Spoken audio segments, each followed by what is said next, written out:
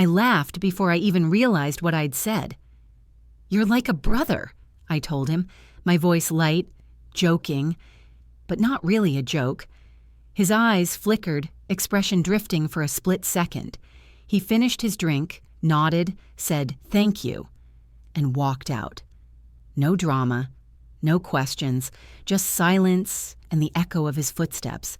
And in that moment, something inside me cracked open. If you've ever wondered why words matter, even the ones said in jest, hit that like button and keep reading. This one gets real. It started one Friday night. We met at this little tapas place downtown.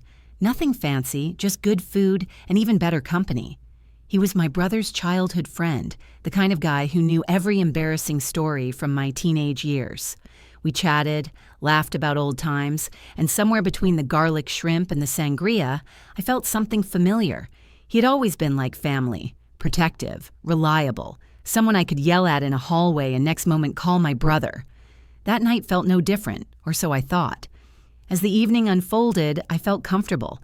I talked freely about my recent breakup, my messy apartment, the project I was burnt out on. He listened, genuinely. No eye rolls, no quick fixes, just empathy and patience. And I realized I really liked him, more than a friend, more than a brother. I kept catching him looking at me, the way his eyes softened when I laughed, the way he leaned in just a little bit closer when I spoke. I felt sparks, but I didn't want sparks. I wanted comfort, normalcy, a friend. So I blurred the line. I laughed at one of his jokes, paused, then said almost casually, "You know, you're like a brother to me." His face changed. The gentle warmth in his eyes flickered to something I couldn't name. For a second, I felt the weight of that phrase. Maybe I felt too warm. Maybe I'd given him hope. He lifted his glass, did the slowest sip I've ever seen. The restaurant's chatter dimmed around me. He set the glass down, looked me in the eye. "Thank you," he said quietly. Then he stood. "No pressure," he added, voice steady. He nodded at the table, turned, and walked away.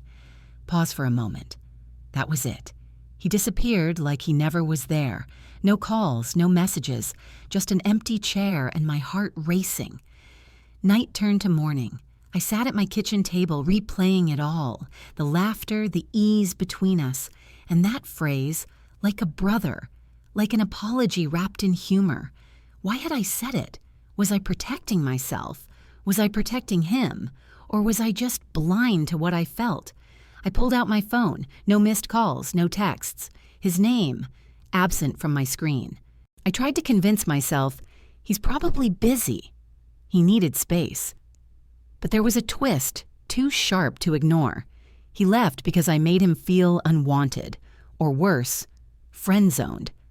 The days that followed felt like treading water. I dated. I buzzed through errands. I attended my friends' brunches. But every tween of silence chipped me. Because I knew I hadn't just lost a friendship, I'd lost a chance. A chance with someone who saw me. Someone who showed up not because he had to, but because he wanted to.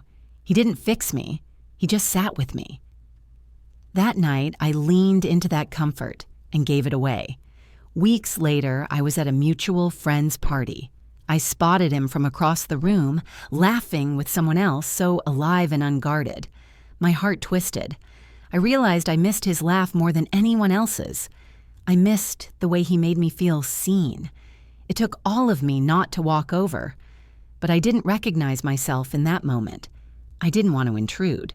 So I stayed back, watching him enjoy what I'd let slip. Later, I called my friend. "He's here?" "Yeah," she said. "He looks good. Happy." Happy. That word echoed. I realized it didn't hurt because he was gone. It hurt because I'd never given him the chance.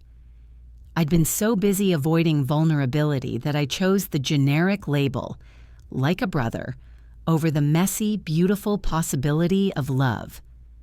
That night, I wrote him a message. "Hey, I've been thinking about you." About that night. I used the wrong words.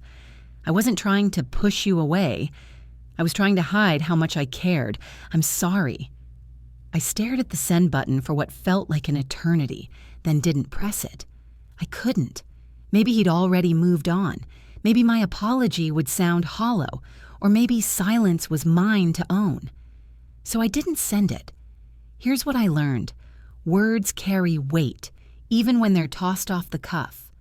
Comfort can feel safer than love, but it's not always what you need. Missing possibility hurts more than rejection itself. If you've ever pushed someone away by calling them like a friend when you felt more... Pause. Don't let fear script your story. You might miss what you truly want. If this hit close to home, drop a comment. I've been there. And hit subscribe if you're all about stories that slice straight through the noise. No filters, no fluff. If this resonated with you, comment I've been there, and subscribe for more real talk story times. I didn't run out of love that night. I ran out of courage. And telling him he was like a brother was easier than admitting I wanted more. But he didn't stay to fix me or to chase me. He stayed to love me as I was. And then he left because I didn't let him in. He disappeared. And the silence taught me something I'll never forget. Don't label something that doesn't feel safe just because it's easier, because words can build walls, and hearts weeps on the other side.